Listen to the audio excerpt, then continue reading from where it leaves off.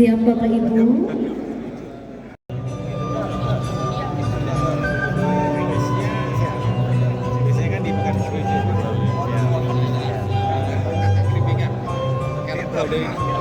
Pesawat, Abi mengangkatkan para sebut.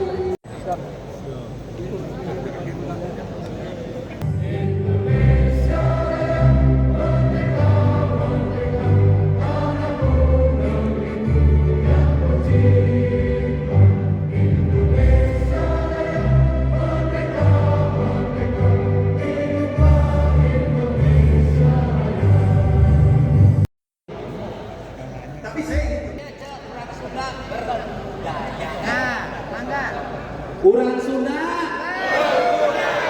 urang Sunda, urang Sunda. Bismillahirrahmanirrahim. Assalamualaikum warahmatullahi wabarakatuh. Sampurasun. Jumpa lagi di DMK Channel Official, menyala untuk Indonesia, Jawa Barat berbudaya. Eta teh hasil tadi cenah rapat MMS Majelis Musyawarah Sunda anu kadua. Nah, cuman ada yang penasaran nih tentang manifesto. Apa itu manifesto? Aduh, rek nanya ka batur era. Ya udahlah. Saya akan tanyakan ke pakarnya, yaitu Insinyur Doni Mulyana Kurnia atau sering disebut dengan DMK. Apa itu manifesto? Yuk, ikuti. Assalamualaikum. Waalaikumsalam warahmatullahi wabarakatuh. Aduh, sehat Pak? Alhamdulillah. Pak, mengenai yang tadi Pak, Ya, tadi itu kan ada bahasa manifesto. ya. Nah, manifesto itu apa Pak? Jadi manifesto itu istilah yang sangat berbobot ya, karena itu punya misi politis ya, yang mendasar bagi kebermanfaatan masyarakat. Manifesto itu berawal dari usulan-usulan sekelompok tokoh, pemikir gitu kan ya. Itu diformulasikan ya, menjadi satu pendapat yang jika dilaksanakan itu luar biasa dan bermanfaat. Seperti tadi ya, manifesto itu disampaikan kepada Pak Gubernur Jawa Barat, Pak Wamendagri ya, dan juga ini sepuh kita Pak Burhanuddin Abdullah ya gitu ya. Jadi ini luar biasa nih ya. Majelis Masyarakat Sunda membuat satu manifesto. Jadi ini harus direalisasikan oleh stakeholder yang ada di Jawa Barat ya. Harus dibaca ini. Nah, ini sangat luar biasa, bermanfaat sekali ya. Hasil pemikiran semua tokoh ya, intelektual Sunda. Nah, Bapak sendiri sebagai tokoh Sunda, terus juga akan mendirikan partai, Ya, mengajukan nggak Pak? ya insya Allah Partai Sosial Budaya Nusantara atau singkatannya PSN dengan lambangnya kujang itu tahun 2027 kita deklarasikan ya. Nah, saya sendiri yang insya Allah menjadi pupuhu ya, di pupuhu jadi ketua umum partai.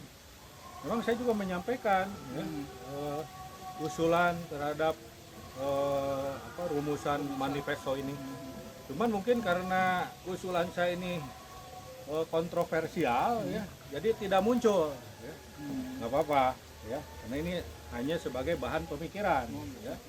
Dan sudah barang tentu pemikiran saya ini walaupun tidak muncul di manifesto tersebut, ya, ada baiknya kita ulas di sini ya, Pak Tana. Ya.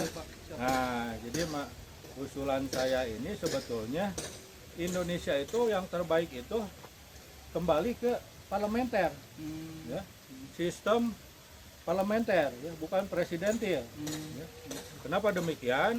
Karena the founding father kita sendiri sudah mempersiapkan sistem pemerintahan yang terbaik bagi Indonesia, ya, yaitu tahun 1945 sampai dengan 1959, selama 14 tahun itu sistem pemerintahan kita itu parlementer, bukan presidensil, ya. Cuman karena ya Soekarno ini, ya, terlalu mendominasi gitu, sehingga ada dekret presiden dikembalikan ke dirubah menjadi sistem presidensil, ya.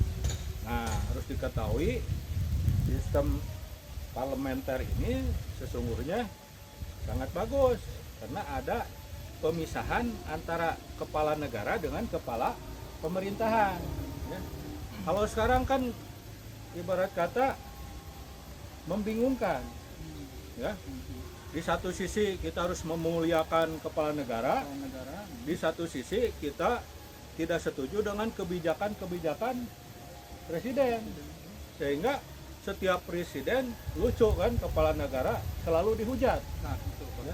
Kan itu sebenarnya nggak boleh, ya, karena DNA kita itu kan, ya, kerajaan-kerajaan selalu memahami mikul dhuwur mendem jero, ya. Nah, ini tidak dipakai kalau selalu menghujat posisi presiden, siapapun yang jadi presiden, ya. Kenapa? Karena ini memang sudah kesalahan sistem, ya. Seharusnya kepala negara itu presiden, itu raja kita 5 tahunan, dipilih langsung oleh rakyat. Kalau pemerintahan itu yang terbaik oleh Perdana Menteri, ya, dipilih oleh DPR RI. Kemudian tidak ada lagi pemilihan wali kota, ya, bupati, gubernur, ya, dipilih oleh rakyat, tidak sederajat dengan Perdana Menteri. Karena itu sistem pemerintahan dipilih oleh DPRD kota, kabupaten, dan DPRD provinsi. Ya, inilah kalau memakai sistem begini, persatuan Indonesia juga, Negara Kesatuan Republik Indonesia itu tambah kuat. Kenapa? Karena ada pembagian kekuasaan, kepemimpinan politisnya. Ada kepala negara yang namanya presiden yang akan melantik Perdana Menteri dan dia punya hak veto kalau Perdana Menterinya selalu menyimpang, kan gitu, ya. Dan ada Perdana Menteri yang merupakan kepala pemerintahan, ya. Nah, sehingga parlemen juga lebih bergairah, ya. Jadi hidup antara incumbent dan oposisi, yang mulia incumbent dan yang mulia oposisi, ya. Kalau sekarang kan bingung, yang mana incumbent nggak jelas, ya. Karena incumbent rasa oposisi, oposisi rasa incumbent, loncat sana loncat sini, ya, atau menggunting dalam lipatan. Betul apa betul? Katana? Ya. Betul orang amak deh.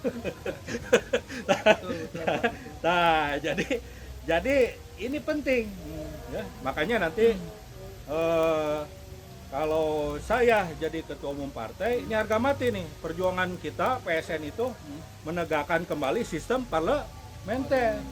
Ada pembagian kekuasaan sehingga tidak monopoli Jawa terus, ya. Ya silahkan presiden Jawa, kan gitu kan. Karena yang milihnya rakyat langsung, yang paling banyak kan orang Jawa. Sundanya kedua hese menang. Insya Allah Kang Deddy Mulyadi. Tadi saya bisik-bisik ke Kang Deddy. Ya, cek Kang Deddy calon presiden. Oh, sudah. rada iya anjeunna nya rada greget lah gitu kan. Nah, jadi begitu, ya. Kalau ada Perdana Menteri kan dulu juga Burhanuddin Harahap orang Batak, bener nggak?